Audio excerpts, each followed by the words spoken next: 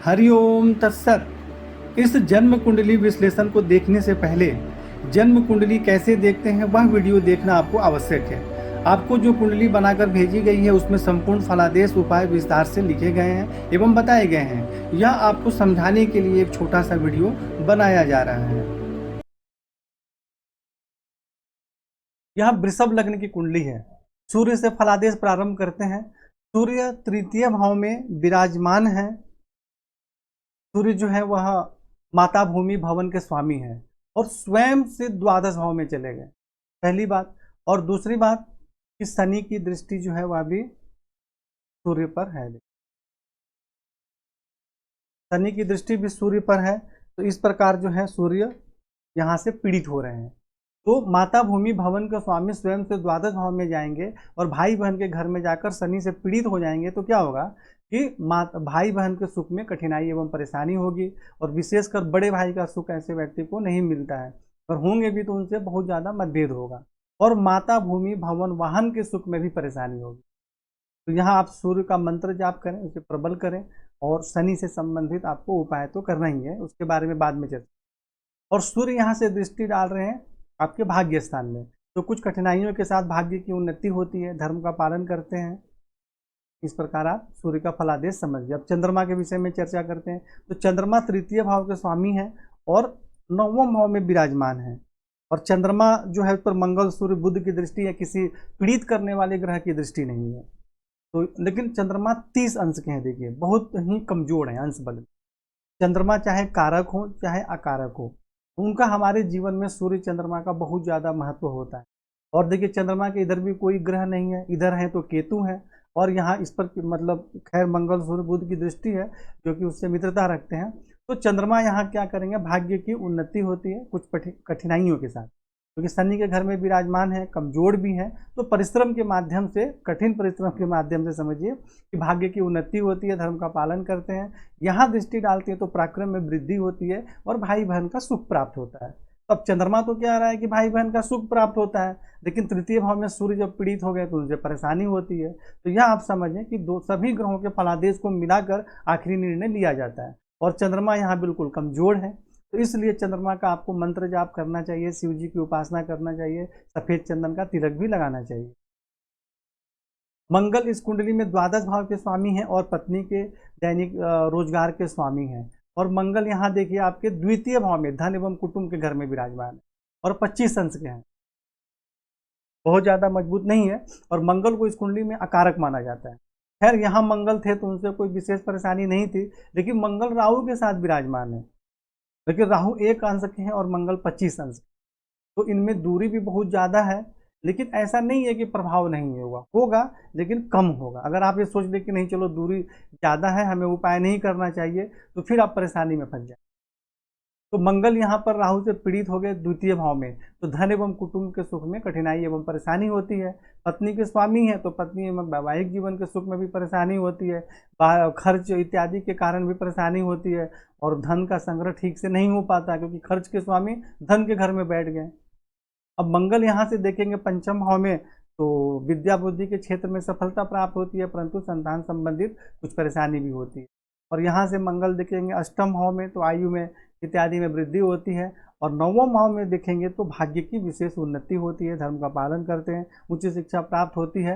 परंतु अब यहाँ समझिए कि मंगल 25 अंश के हैं, तो मंगल का जो प्रभाव है वह भी कम रहेगा, और राहु से साथ बैठे हुए हैं तो परेशानी का भी योग बनेगा। तो यहाँ हम क्या करेंगे, यहाँ हमें मंगल का मंत्र जाप भी करना है, क्योंकि कोई भी ग्रह यदि अकारक है तो बिल्कुल कमजोर नहीं होना चाहिए, और राहु के साथ भी बैठे हैं, और केतु की भी दृष्टि है मंगल पर, तो राहु केतु से मंगल पीड़ित हो रहे हैं। तो हमें यहाँ मंगल का रत्न नहीं धारण करना है, मंगल का मंत्र जाप करिए, हनुमान चालीसा इत्यादि का पाठ कीजिए जो बताए गए हैं, और राहु केतु का दान और उपाय भी करना जरूरी है। ऐसा ना समझे कि राहु केतु बिल्कुल कमजोर हैं तो इनका प्रभाव नहीं होगा, हमें उसका उपाय करना जरूरी है। बुध इस कुंडली में देखिए धन एवं कुटुंब के स्वामी हैं और विद्या बुद्धि संतान के स्वामी है। वृषभ लग्न की कुंडली में बुध को मैं बहुत कारक मानता हूँ, और ये तृतीय भाव में विराजमान है। तो भाई बहन का सुख मिलता है, पराक्रम में वृद्धि होती है, धन एवं कुटुंब का सुख प्राप्त होता है, विद्या बुद्धि संतान के क्षेत्र में सफलता प्राप्त होती है, भाग्य की विशेष उन्नति होती है। ऐसे व्यक्ति धर्म का पालन करते हैं, उच्च शिक्षा भी प्राप्त होती है। परंतु बुध तो 27 अंश के हैं, अंश बल में बिल्कुल कमजोर है। तो आप 7 कैरेट का जांबिया का पन्ना सोने या पीतल में धारण करें, जिससे कि आपको श्रेष्ठ लाभ प्राप्त हो सके। गुरु इस कुंडली में आमदनी भाव के स्वामी होते हैं और अष्टम भाव के स्वामी होते हैं। गुरु को अकारक माना जाता है, परंतु मेरा मानना है कि यहाँ सिर्फ लग्न पर दृष्टि डालेंगे तो वहाँ के लिए स्वास्थ्य के लिए कुछ अकारक है। तो गुरु यहाँ पे जो आय भाव के स्वामी हैं और पत्नी के घर में विराजमान हो गए, तो यहाँ क्या होगा, पत्नी एवं वैवाहिक जीवन का सुख प्राप्त होता है, दैनिक रोजगार में सफलता प्राप्त होती है, पत्नी के माध्यम से भी आमदनी के योग बनते हैं। अब वो कैसे, देखिए, एक तो पत्नी के स्वामी धन के भाव में चले गए और आय भाव के स्वामी पत्नी के घर में बैठ गए, तो यह दोनों ही पत्नी से संबंधित धन प्राप्त करने के योग बना रहे हैं, या जॉब करे, व्यवसाय करे, जो भी करे, उनके माध्यम से आमदनी के योग बनते हैं। परंतु यही है कि पीड़ित वगैरह हो जाने के कारण श्रेष्ठ लाभ प्राप्त नहीं हो पाता है। यहाँ से गुरु खुद के घर में देख रहे हैं, आमदनी बहुत अच्छी होती है, अचानक धन लाभ भी प्राप्त होता है ऐसे व्यक्ति को। और सबसे मुख्य बात कि गुरु राहु से पीड़ित नहीं है। लग्न में दृष्टि डालेंगे तो शारीरिक स्वास्थ्य से संबंधित कुछ परेशानी होगी, परंतु मान सम्मान प्रतिष्ठा प्राप्त होती है, ऐसे व्यक्ति ईमानदार होते हैं। यहाँ से गुरु 3rd हाउस में दृष्टि डालेंगे तो पराक्रम में वृद्धि होती है, भाई बहन का सुख प्राप्त होता है। तो इस प्रकार आपने देखा कि अकारक ग्रह भी लाभ दे सकते हैं और एक ही ग्रह लाभ हानि दोनों ही देते हैं। तो यहाँ आपको गुरु से संबंधित उपाय खाली करने हैं, जो सामान्य उपाय बताए गए, क्योंकि गुरु को जितना बल होना चाहिए उतना है और वक्री भी है, इसलिए इसका रत्न धारण करने की आवश्यकता। शुक्र इस कुंडली में लग्नेश है और देखिए ये चतुर्थ भाव में बैठे और 15 अंश के हैं, बिल्कुल मजबूत है।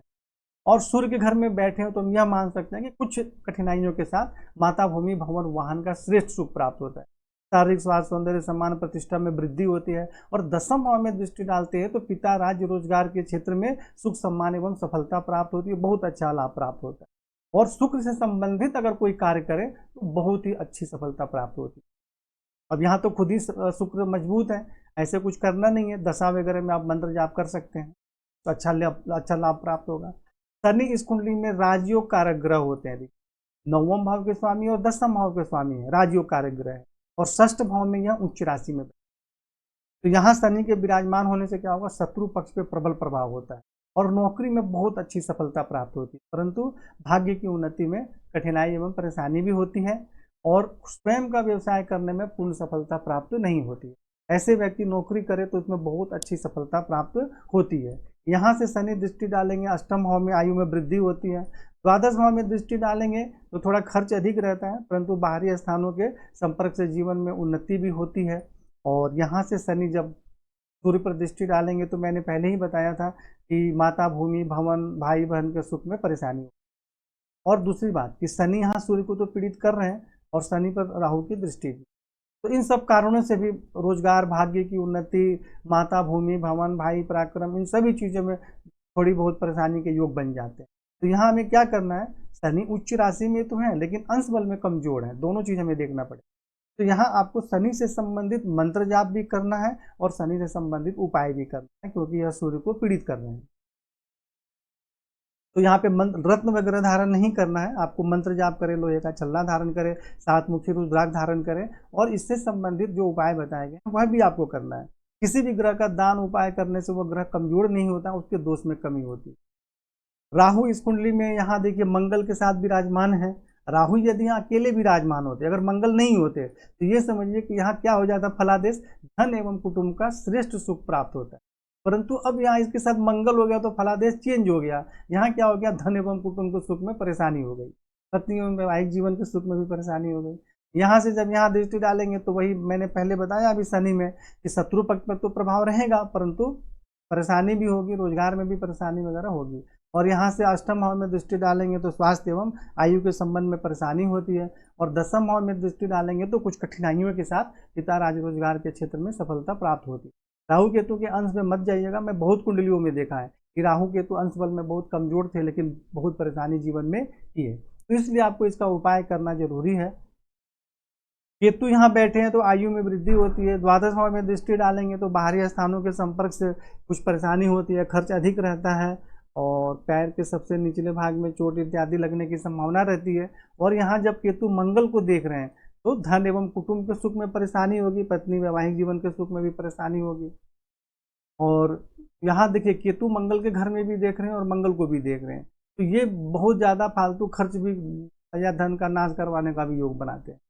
तो और यहाँ से जो केतु हैं दृष्टि डाल रहे हैं आपके चतुर्थ भाव में। देखिए तो चतुर्थ भाव में जब सूर्य के घर में दृष्टि डालेंगे तो माता भूमि भवन के सुख में परेशानी होती है। मातृभूमि का भी योग भी कई बार करवाते हैं, परंतु उसमें और भी चीज़ देखना आवश्यक होता है।